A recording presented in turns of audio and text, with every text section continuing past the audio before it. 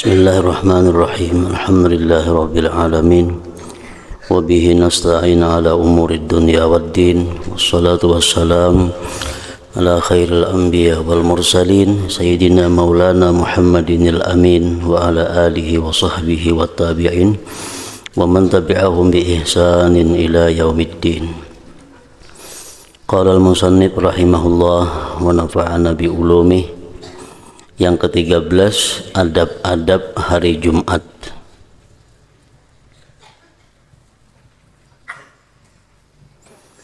Ketahuilah olehmu bahwa hari Jumat itu adalah hari raya bagi orang Islam. Jumat itu adalah Idul Muslimin, hari raya bagi orang Islam, yaitu hari yang mulia yang telah dikhususkan oleh Allah Subhanahu wa taala kepada umat Nabi Muhammad sallallahu alaihi wasallam. Sebagaimana Rasulullah sallallahu alaihi wasallam bersabda, Innallaha khalaqal ayyam wa ikhtara minha yawmal jum'ah wa faddala ummati ala sairil umam wa ja'ala lahum yawmal jumu'ah. Sesungguhnya Allah menciptakan hari-hari Ahad, Senin, Selasa, Rabu, Kamis, Jumat, Sabtu, dan Allah memilih dari hari-hari itu Allah pilih hari Jumat. Dan Allah melebihkan umatku atas sekalian umat-umat yang lain. Dan Allah menjadikan bagi umatku itu hari Jumat sebagai hari raya mereka. Fakullu amalin ya'maluhul insan yaumal jumu'ati yuktabu lahu sab'ina hasanah.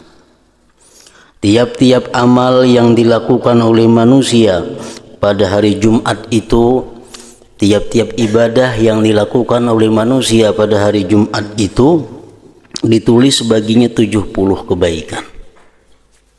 Kalau hari-hari biasa 1 kebajikan 10. Hari Jumat 70. Itu salah satu di antara keistimewaan hari Jumat tadi.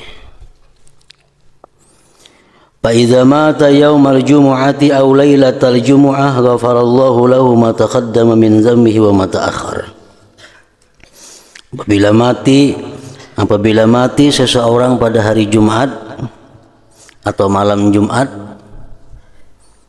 Allah mengampuni baginya dosa-dosa yang telah lalu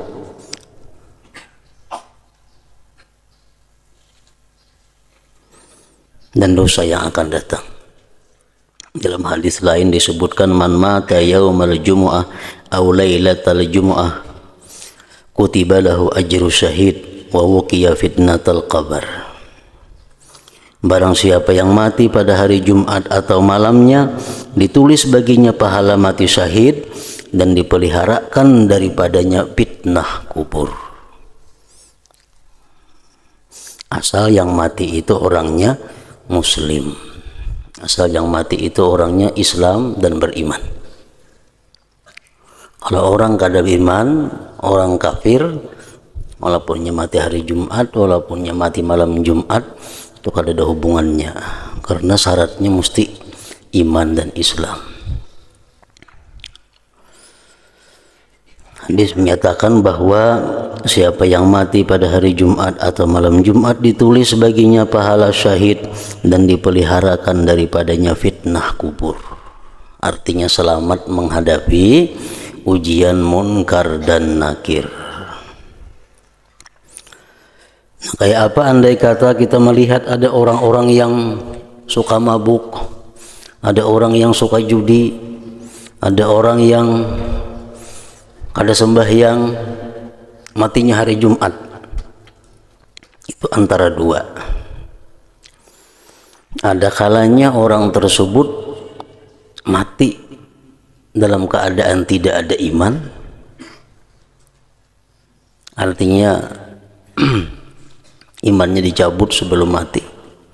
Jadi walaupun mati hari Jumat kena jadi masalah,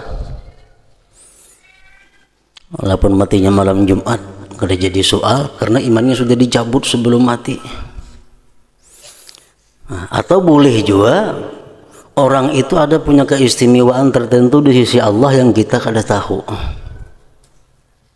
Walaupun pada zahirnya kita lihat orang itu pemabuk, kita lihat zahirnya orang itu penjudi, penzina, kalinya mati hari Jumat atau malam Jumat. Nah, barangkali orang tersebut ada punya ibadah khusus yang disenangi Allah, yang hanya Allah yang tahu, sehingga dapat keistimewaan matinya pada hari Jumat itu. Kita biasa melihat, kita biasa menyaksikan orang-orang yang secara zahirnya fasik, sekalinya mati hari Jumat. Nah, jadi kada usah bingung, kada usah heran itu. Mungkin ini anak mati imannya sudah dicabut Tuhan berdahulu, atau ada khususiyah, ada keistimewaan di sisi Allah yang kita kada tahu.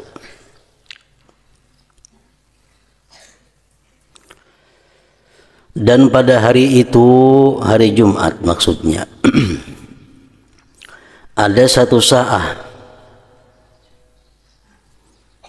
yang mustajab doa.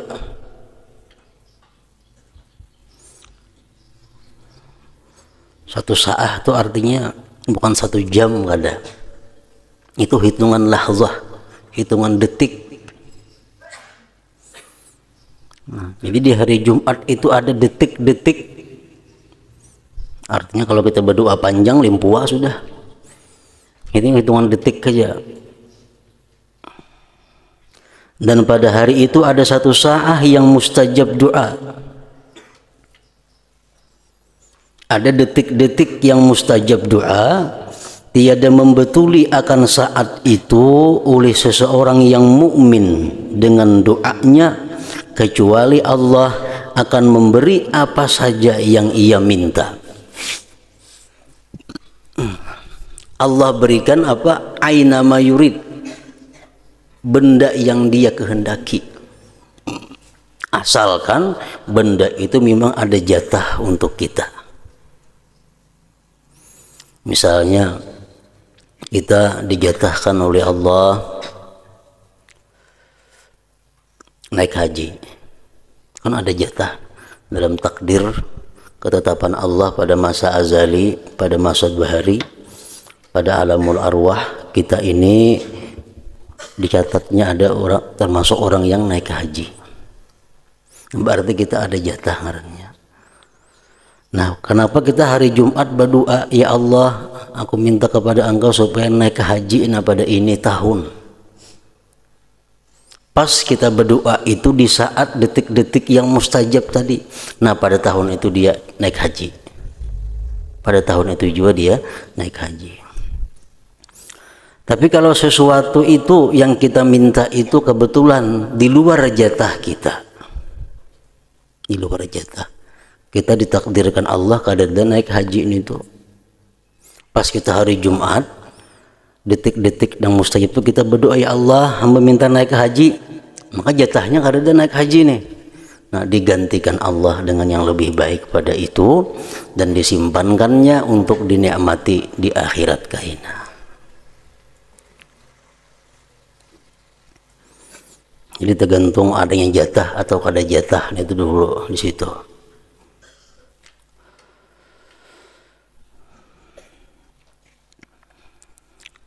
Dan pada hari itu, hari Jumat, ada satu saat yang mustajab doa.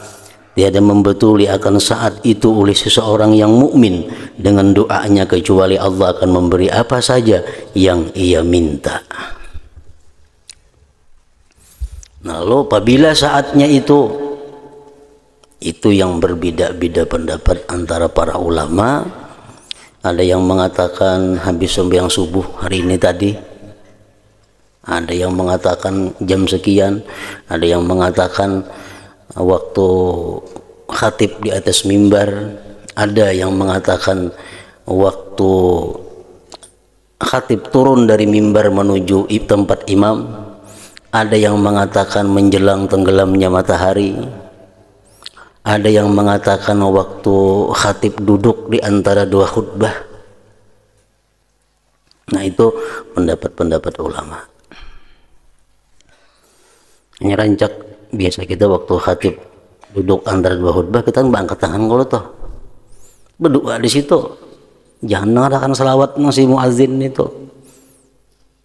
Kita berdoa waktu khatib duduk antara dua khutbah, si muazin membaca Allahumma shalli ala Muhammad itu, kita nang hadir ini berdoa, karena menurut satu pendapat ulama detik-detik yang mustajab itu di situ andaknya. Jadi jangan beranai di situ. Nah, amun sembahyang mun khutbah hari raya itu pada termasuk. Kan khutbah hari raya kan dua khutbah ya Allah. Ada si khatib duduk kena. Nah, di situ ada bukan tempatnya doa. Jadi ini duduk antara dua khutbah Jumat.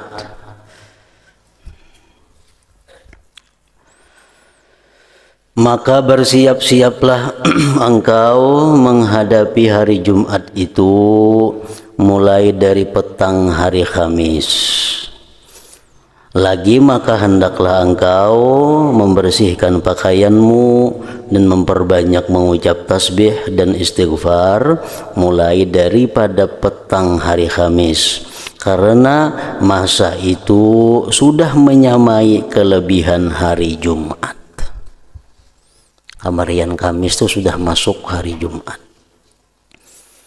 Makanya ada beberapa pendapat ulama yang mengatakan bahwa orang yang mati petang hari Kamis itu sama aja dengan orang yang mati dengan malam Jumat, karena petang Kamis itu sudah dapat keistimewaan sebagaimana keistimewaannya hari Jumat.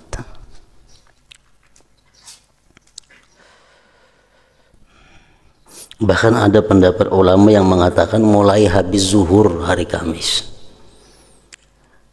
Ada yang mengatakan mulai habis zuhur hari Kamis sudah masuk bagian Jumat.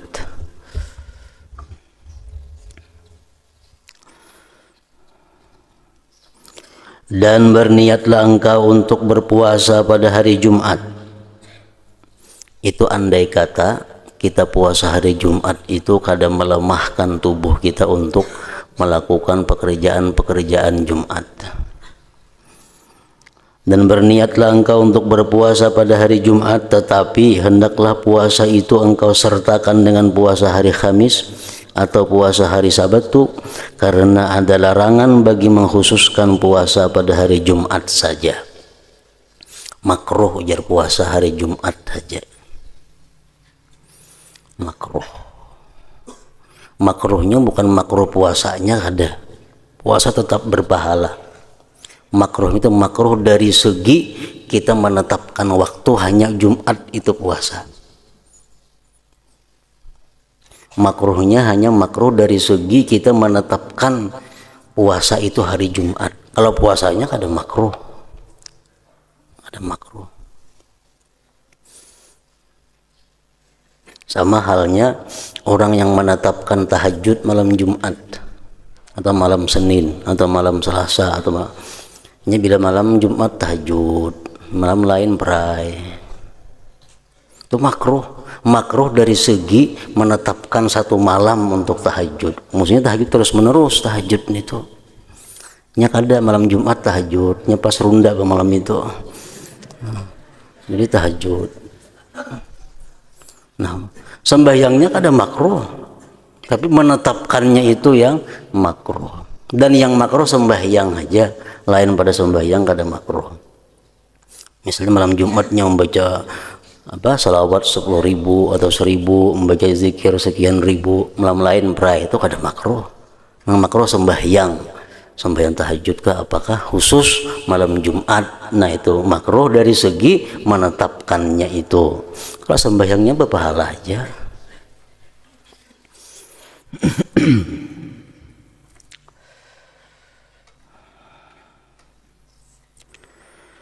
Apabila engkau berada di pagi hari Jumat, maka hendaklah engkau mandi. Karena mandi Jumat itu adalah satu kepastian, hukumnya sunnah muakkadah. Menurut sebahagian pendapat, bahkan ada yang mengatakan wajib. Makin barak ke masjid, waktunya mandi Jumat makin baik. Misalnya ke masjid jam 11, mandi setengah 11 makin bagus. Kalau mandi jam 8, tulakin jam 12, hilang sudah baunya. Kalau berpengaruh lagi mandi tujuannya supaya menghilangkan bau-bau yang kada nyaman di awak. Jadi ke masjid itu bersih, nyaman. Makin parak hendak tulak makin bagus.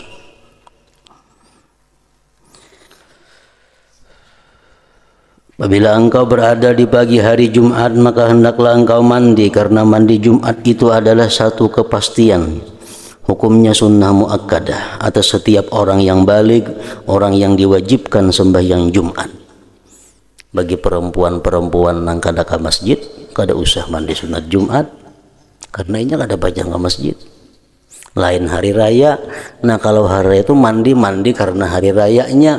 Bini-bini, kekanakan, orang gila kada mandi hijau hari rayaan itu karena hari rayanya. Kalau Jumat ini ke masjidnya itu nama ulah sunat itu.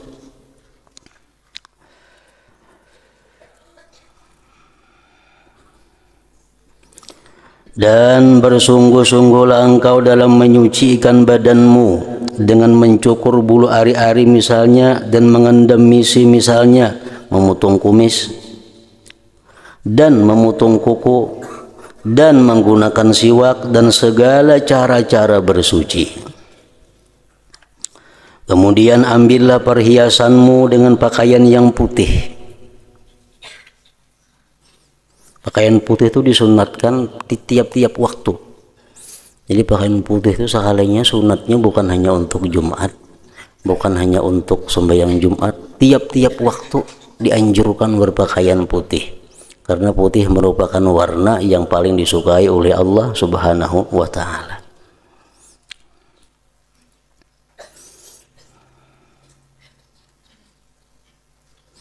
Karena itu lebih disukai di sisi Allah Ta'ala. Dan pakailah minyak wangi, sebaik-baik minyak wangi yang engkau miliki. Pakai sebaik-baik minyak wangi yang engkau miliki. Menumpun kawan lain yang engkau miliki. Seorang ada bisa minyak wangi cuma kurang baik, ampun kawan tak baik, ampun kita aja pakai. Ini yang engkau miliki.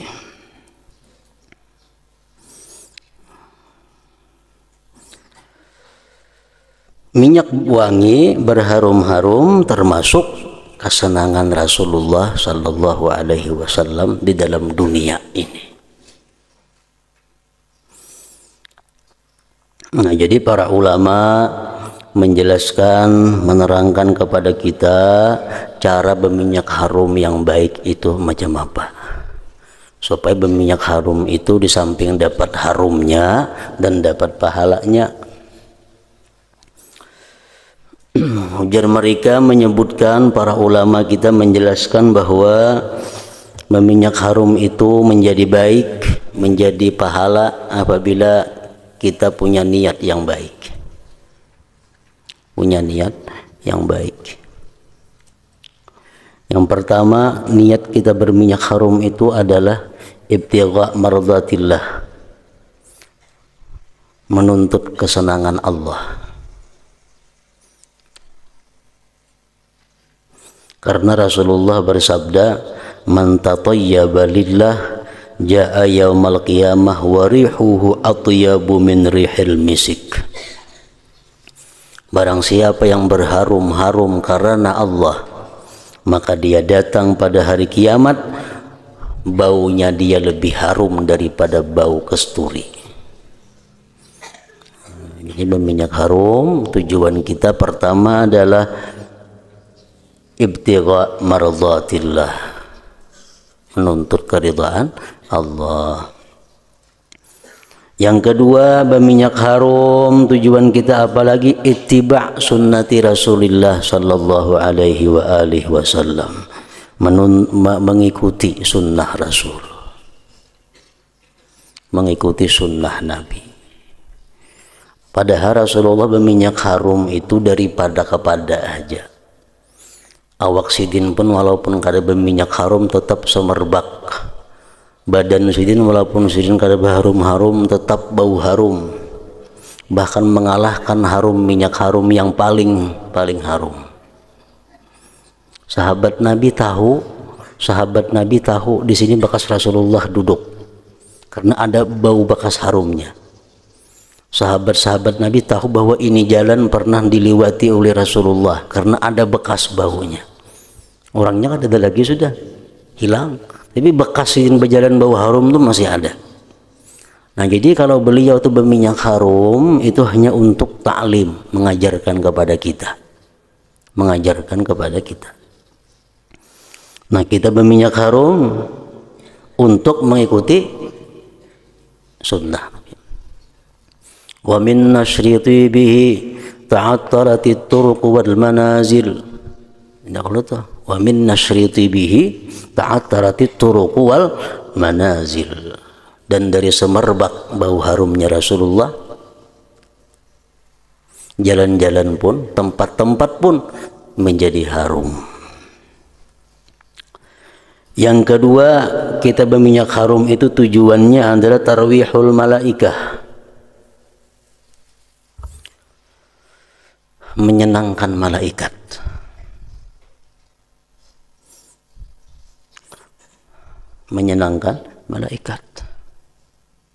Kita kadang melihat di sekitar awak kita ini berapa malaikat mengiringi kita.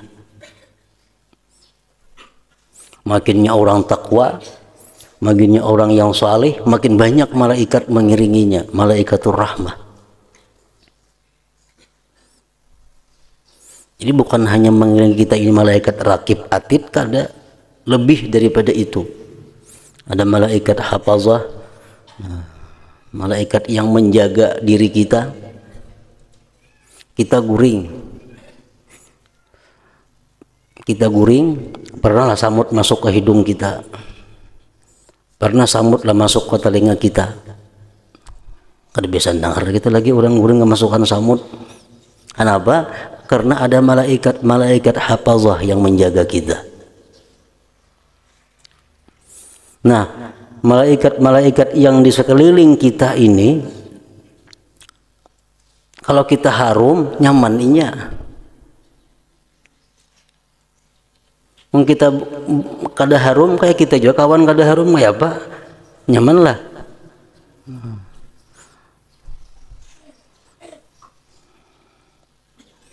Hendak ditinggalkan dia tugas si malaikat menggiring ini, nah padahal bawa bana awaknya cuma tugas bana mairingin ini. Jadi supaya malaikat tuh senang diharumi awak nito. Nang ada ka orang, kada ada ka orang, yang penting harum. Tarwihul malaikah, menyenangkan malaikat. Yang keempat, tujuannya minyak harum itu apa? Kita berwangi-wangi, tarwihu man jalasa indah, menyenangkan orang yang duduk di sekeliling kita.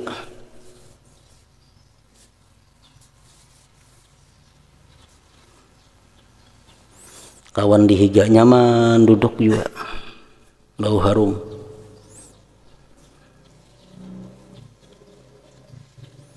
Menyenangkan kawan yang duduk di sekeliling kita.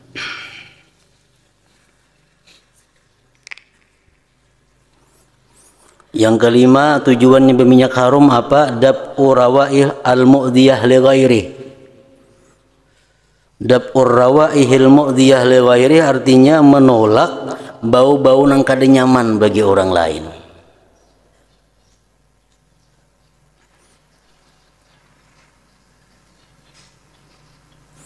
Baik pun kalau berjauh kita nyaman aja berjauh. Coba di motor taksi kemana berjauh lagi. Sebelah sini bau awak, sebelah sini bau, kita di tengah minyak harum bermampan lagi, kiri kanan bau. Nah, jadi menolak bau-bauan yang kada nyaman itu tujuan kita. Yang keenam, tujuan berminyak harum niatnya apalagi hasmu babil ghibah, menutup pintu ghibah. Menutup pintu ghibah. Kayaknya mun aku kada berminyak harum, awakku bau sambat orang si anu tuh jadi bibi bau badan. Nah, ya Allah, berdosa orang jadinya. Orang jadi berdosa gara-gara kita kada berminyak harum, gara-gara awak kita bau. Supaya orang jangan menyambati kita, supaya orang jangan menggibah kita, ini ya berharum-harum. Itu artinya hasmu babil ghibah, menutup pintu ghibah supaya orang jangan berdosa. Yang ketujuh, niat berminyak harum taqwiyatud dimag, memperkuat otak.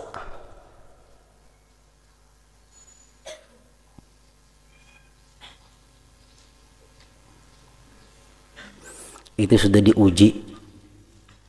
Tesis sudah membuktikan bahwa orang-orang nang bagawi di padang minyak harum lawan orang-orang nang bagawi di padang sampah, ternyata ingatannya, memorinya lebih kuat orang nang bagawi di minyak harum.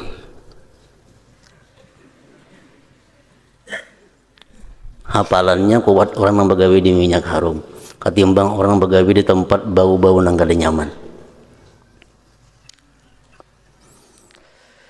Yang terakhir, yang ke berapa? 9 kah? Yang ke-8, istizadu aqlih, agar bertambah akal. Bila akal bertambah takwa, bertambah takut lawan Allah. Kenapa kita kurang takut lawan Allah? Karena akal kita kurang.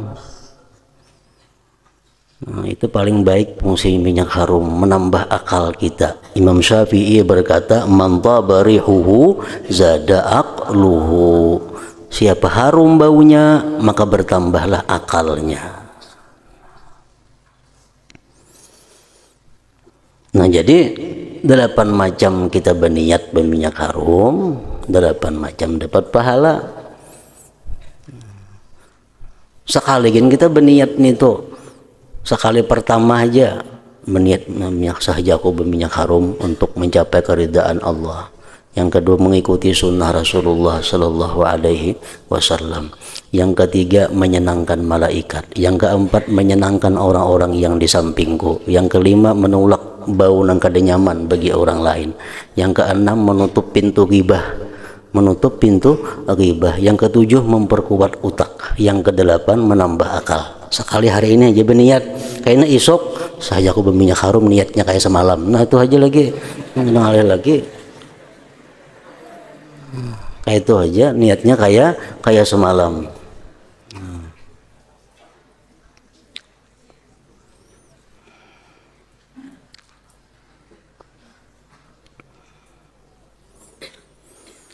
Nah, cuma berminyak harum ini yang perlu diperhatikan adalah kada untuk semua orang. Minyak harum itu umum, bebas, tanpa batas bagi laki-laki. Kalau perempuan, minyak harum itu ada batasan-batasan tertentu. Nah, kalau perempuan minyak harum mesti hati-hati, karena ada hal-hal yang mereka tidak boleh minyak harum. Apabila mereka kada boleh berminyak harum, si perempuan itu waktu mereka hendak keluar dari rumah. Jadi perempuan berminyak harum cukup dalam rumah. Keluar rumah kada boleh lagi memakai minyak harum.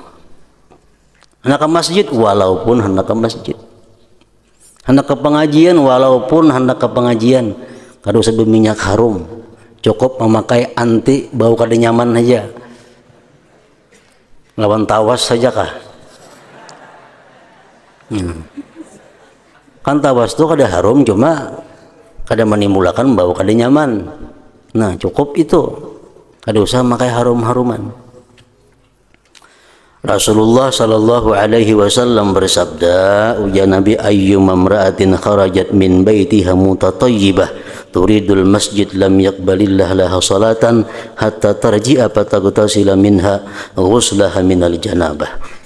Ujar Nabi kita mengatakan, siapapun perempuan yang keluar dari rumahnya hal keadaan berharum-harum hendak ke masjid sembahyang, Allah tidak menerima sembahyangnya. Apalagi Allah sudah menerima sembahyang perempuan yang berharum-harum hendak ke masjid, kecuali bulik dulu ke rumah mandi sebagaimana mandi janabah supaya hilang harumnya sama sekali. Nah, jar bahasa ke masjid.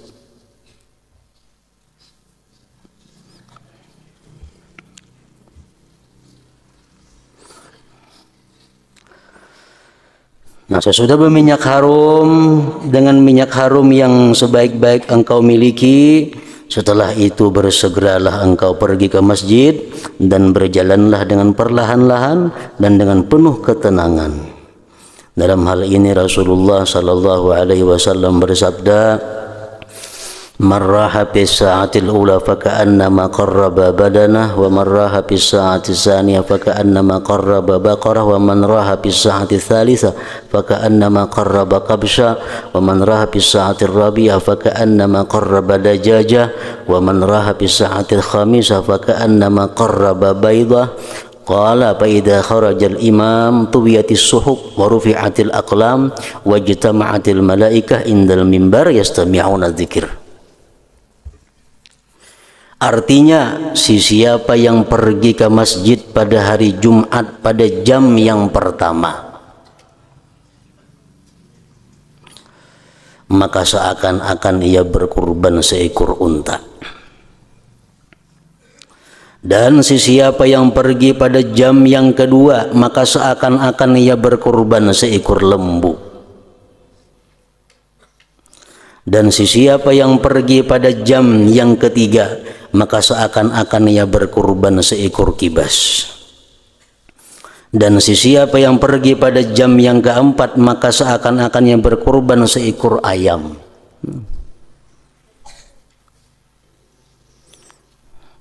Dan siapa yang pergi pada jam yang kelima, maka seakan-akan ia berkurban sebiji telur.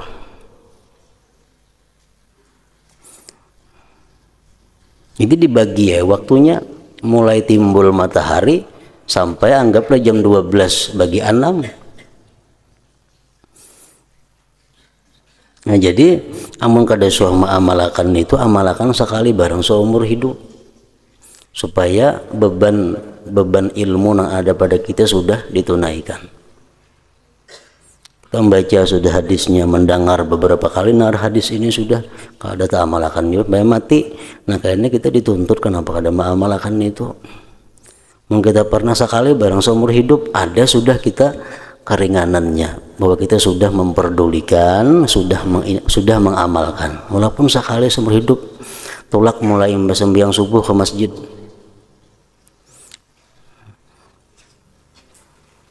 subuh nih, tolak ke masjid sampai kena Jumat, kan mesti beramal di masjid nih tuh, duduk kah, berabah kah, mengapa kah dibaca mutalaah kah, Quran kah, baca zikir kah, baca maulid kah, mengapa kah, asal sampai orang Jumat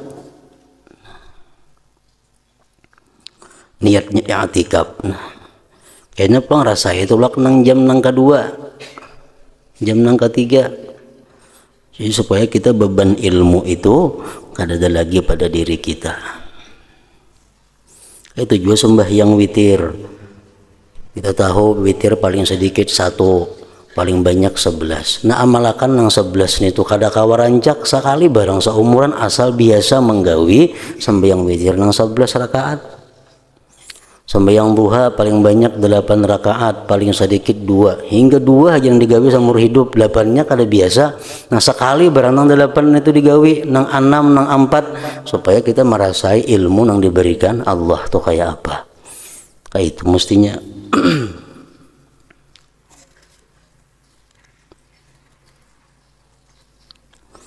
Dan apabila imam sudah keluar naik ke atas mimbar, maka dilipatlah buku catatan dan diangkat segala kalam, dan para malaikat yang bertugas sebagai pencatat pergi duduk di tepi mimbar untuk mendengarkan khutbah.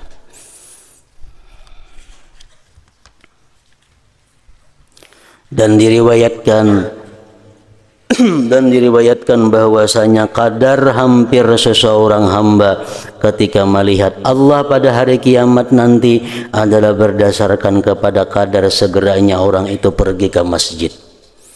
Jadi kita melihat Allah Subhanahu wa taala di dalam surga.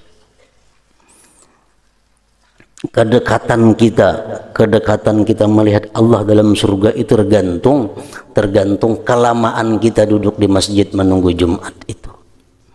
Makin kita lama menunggu Jumat di masjid, makin sungsung tulak ke masjid itu, maka makin parak karena kita melihat Allah Subhanahu wa taala di dalam surga itu. Dan ada diriwayatkan bahwasanya kadar hampir seorang hamba ketika melihat Allah pada hari kiamat nanti adalah berdasarkan kepada kadar segeranya orang itu pergi ke masjid. Apabila engkau masuk ke dalam masjid, maka tuntutlah saf yang pertama. Saf pertama cari. Karena Rasulullah menyatakan innallaha wa malaikatahu yusalluna 'alas sufufil muqaddamah. Allah dan para malaikat, Allah memberikan rahmat, malaikat memintakan ampun kepada orang-orang yang sembahyang di saf pertama itu.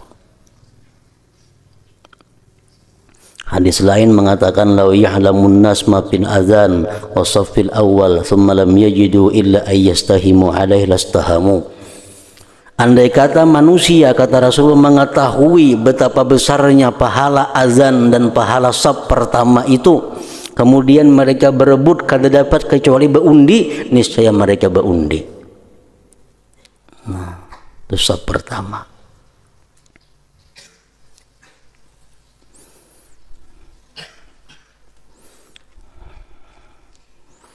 Jadi sembahyang di saf pertama itu ada keistimewaan.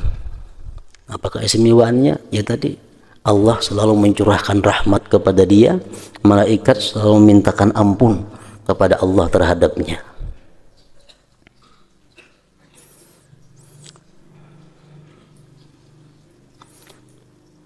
Ada sahabat Nabi bernama Abu Darda. Abu Darda ini sembahyangnya pembelakangan beliau sidin sembahyang. Ada mau sidin di saf pertama. Jadi jarang anak murid sidin, wahai guru, kenapa pian sembahyang di belakang terus? Maka jar Nabi yang paling baik itu saf pertama. Saf pertama yang paling baik. Pian kenapa di belakang sembahyang?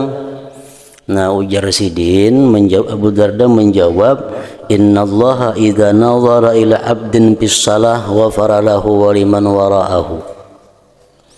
Ujar sidin menjawab bahwa Allah itu apabila memandang seseorang yang berada di depan, kemudian Allah ampuni orang tersebut, maka yang di belakangnya pun dapat ampunan daripada Allah Subhanahu wa ta'ala. Jadi makin banyak yang dapat ampunan, makin banyak seorang dapat yang paling hujung tuh kalau tuyukannya. Misal sampai orang sampai yang saf pertama dapat nazarah Allah, saf yang kedua dapat nazarah Allah, saf 3 dapat nazarah Allah, saf 4 seorang saf yang ke-10 100 seorang tuyukannya. Nah, jadi sih aku sembahyang baik di belakang aja. Nah, itu tergantung niat masing-masing. Yang penting tahu itu dulu hukumnya. Orang yang sembahyang di belakang, ketujuh di belakang, ada dalilnya, ada nasnya. Orang ketujuh sembahyang di saf pertama pun ada dalilnya, ada nasnya. Nah.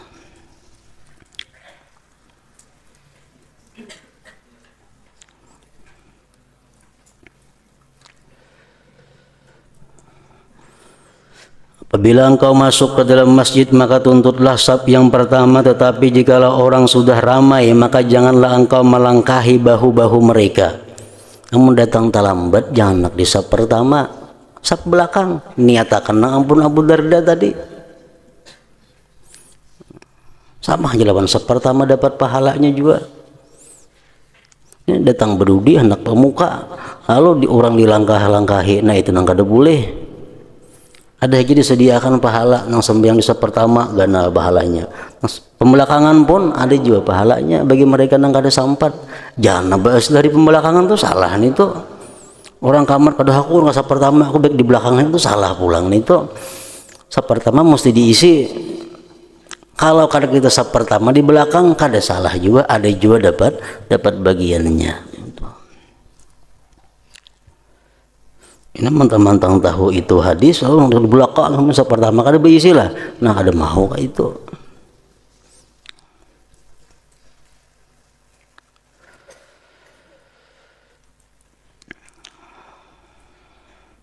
Dan janganlah engkau lalu di hadapan orang yang sedang sembahyang, kada boleh.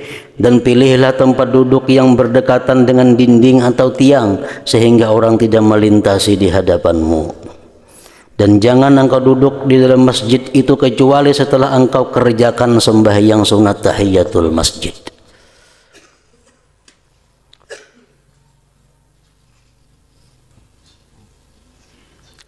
Tahiyatul masjid.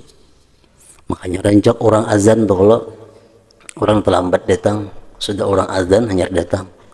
Nah, baiknya mana berdiri ke berduduk kah kita? Berdiri biasanya. Kenapa? Karena kalau kita berduduk, tonton orang bang, karena kita sembahyang pulang tuh kan qabliyah Jumat, kada dapat lagi sembahyang pahala sembahyang tahiyatul masjid karena sudah duduk. Tapi kalau kita berdiri aja menontonkan orang bang, berdiri aja kita tonton orang bang, kena sembahyang qabliyah Jumat otomatis dapat pahala tahiyatul masjid. Nah itu gunanya berdiri ini tuh. Dan yang lebih baik hendaklah engkau kerjakan sembahyang sunat tahiyatul masjid itu 4 rakaat, dan engkau baca pada setiap rakaat selepas surah Fatihah akan surah Qul huwallahu ahad 50 kali, tapi nya 50 kali karena disebutkan dalam sebuah hadis bahwa siapa yang mengerjakan yang demikian itu maka ia tidak mati kecuali setelah ia melihat akan tempat yang disediakan baginya di dalam surga, atau orang lain akan melihat tempat yang telah disediakan baginya. Nah sekali barang gawin itu 2 rakaat. Serakaat pertama Fatihah sekali, Qul huwallahu 50 kali. Kedua kayak itu pulang. Salam kena bangkit pulang. Rakaat pertama sama Fatihah Qul huwallahu 50. Siapa yang mengerjakan itu, dalam hadis disebutkan siapa yang mengerjakan yang demikian itu, ada disebutkan tiap kali ke masjid, kada kalau tuh sekali kah. Nah siapa yang mengerjakan yang demikian itu maka ia tidak mati kecuali setelah ia melihat akan tempat yang disediakan baginya di dalam surga, atau orang lain akan melihat tempat yang telah disediakan baginya. Dan jangan engkau tinggalkan sembahyang sunat tahiyatul masjid ini walaupun imam sedang membaca khutbah. Artinya walaupun khatib sedang berkhutbah, kita datang ke masjid tetap dituntut tahiyatul masjid. Namun yang kita laksanakan adalah yang wajibnya. Jangan nak memakai surah imam khutbah kita datang ke masjid, tahiyatul masjid tetap dituntut. Tapi laksanakan seringkas-ringkasnya, yang wajibnya aja, jangan yang ditambah yang sunat-sunatnya. Nah, yang situ, dan disunatkan pula engkau sembahyang 4 rakaat.